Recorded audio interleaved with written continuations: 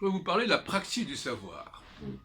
Hier, j'ai eu une discussion au théâtre du Nord-Ouest, que je fréquente beaucoup actuellement, rue du Faubourg-Montmartre, avec un spectateur d'une pièce, un certain Michel, et je lui ai dit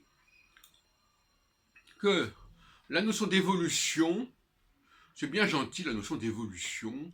Alors on nous dit, oui, la religion a évolué, on est passé du polythéisme au monothéisme, etc. etc. Ou bien, oui, les choses ont évolué, ce qui était vrai à un moment donné ne l'est plus à un autre moment, telle alliance a changé, maintenant c'est une autre alliance, etc. Tous ces discours sur l'évolution sont extrêmement suspects, comme vous pouvez l'imaginer. Hein. Parce que nos représentations, certes, peuvent évoluer, mais la réalité, elle n'évolue pas.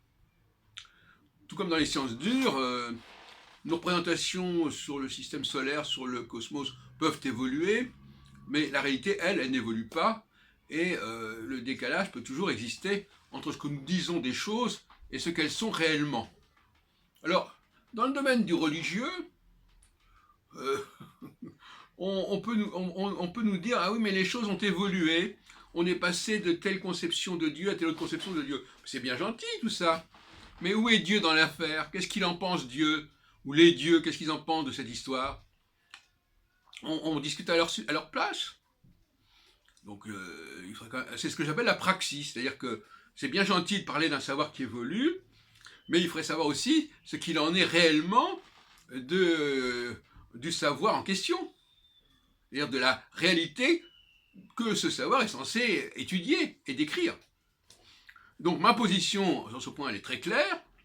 Il y a eu à un certain moment une certaine religion qui s'est élaborée, qui s'est édifiée dans le monde hébraïque, avec un certain nombre de dieux, hein, je dis bien un certain nombre de dieux, et c'est la réalité. Au niveau de la théologie, pour moi, c'est la réalité. Maintenant que par ailleurs, on ait modifié cette représentation, modifié les modalités de cette représentation, ça n'est pas du tout mon problème. Ça peut être le problème de l'historien des religions, par ailleurs. Comme moi-même, je suis historien de l'astrologie aussi, mais ça ne m'empêche pas que l'historien, il va décrire une évolution, mais il n'est pas censé croire une seconde que cette évolution de la pensée correspond à une évolution de l'objet étudié. L'objet étudié, il ne dépend pas de ce qu'on en dit. Hein? Parce que là, on est dans le virtuel, on dit ceci, on dit cela. Donc moi, je dis, pour dire les choses un peu brutalement, l'histoire du monothéisme, c'est des foutaises. Et ça ne correspond à aucune réalité en soi, si on tentait qu'on puisse parler d'une réalité au niveau théologique, bien entendu. Bon. Et ça me fait dire, justement, que dans beaucoup de cas, on parle des choses avec beaucoup de liberté et de désinvolture, parce que tout simplement, on est persuadé qu'on ne saura jamais le fin mot de l'affaire. Alors on peut dire ceci, on peut dire cela, on peut dire tiens maintenant je pense autrement. De toute façon, comme on ne sait pas de quoi on parle, tout le monde peut dire ben, on pense autrement, on a évolué, etc. Pour moi, ce n'est pas sérieux. De la même manière, le passé étant considéré d'une manière générale comme quelque chose qu'on ne peut pas connaître, du moins au niveau des origines, eh bien n'importe qui peut dire n'importe quoi sur les origines. Ou encore, l'avenir étant quelque chose qui n'est pas connu, qui n'est pas bien balisé, on peut projeter n'importe quoi sur le futur. Au niveau de l'ignorance, on peut se permettre de dire n'importe quoi sur à peu près n'importe quoi. Donc effectivement, il y a des sujets, les trois sujets que je viens d'aborder, c'est-à-dire comment c'était à l'origine, comment un système existait à l'origine, et comment il a pu se dégrader. Alors il y a des gens qui n'aiment même pas la notion de dégradation.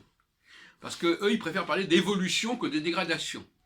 Bon, parce que la dégradation, ça suppose la connaissance d'un état premier, virginal en quelque sorte, qui se serait démantelé avec le temps. Bon.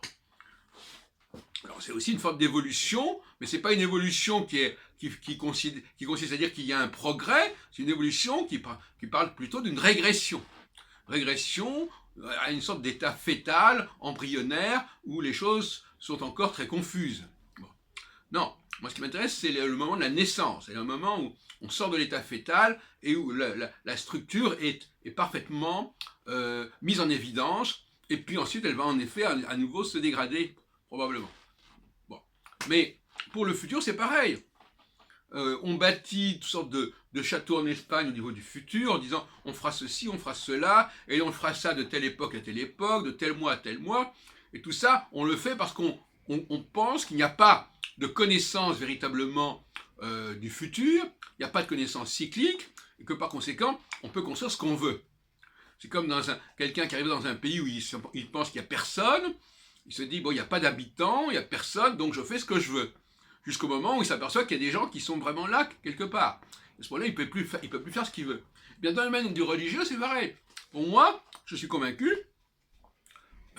qu'il faut invoquer les dieux comme ils veulent qu'ils soient invoqués, comme il a été dit qu'ils étaient invoqués et comme ils se sont présentés.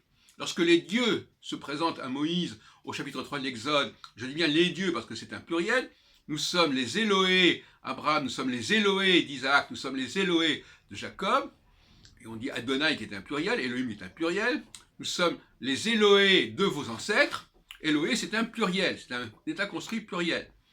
Eh bien, il faut les invoquer comme ça, il faut dire Élohé, etc.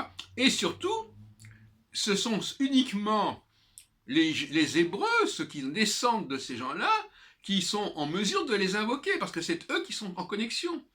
Il ne faut pas que ces formules-là soient reprises par des gens qui ne sont pas dans le système en question. Ça aussi, c'est inacceptable. Donc, effectivement, les Juifs, les vrais Juifs, peuvent invoquer ces dieux-là, peuvent leur demander éventuellement certaines choses, peuvent leur demander d'être secourus. Peut-être que c'est ce qu'ils n'ont pas su faire à un moment de la Shoah. Ils ne savaient plus s'adresser à leur Dieu au pluriel, et pas à leur Dieu au singulier. Par conséquent, ils avaient des mauvaises formules, et ces mauvaises formules ne pouvaient pas obtenir, ne pouvaient pas faire qu'ils soient sauvés, etc. Et voilà, donc effectivement, c'est une praxis, on ne peut pas dire n'importe quoi, on peut effectivement s'approcher asymptotiquement de la réalité, on peut s'en éloigner, mais cette réalité, elle va pas dépendre de nos atermoiements, de nos hésitations, de nos tâtonnements. Virtuellement, oui, sur le plan virtuel, oui, sur le plan virtuel, les choses peuvent fluctuer, les choses peuvent évoluer, peuvent progresser, bon, entre guillemets, mais sur le plan de la réalité, non plus de la vérité, si on peut dire, eh bien, la question est de savoir ce qu'il en est réellement, et aller au-delà de nos représentations fluctuantes.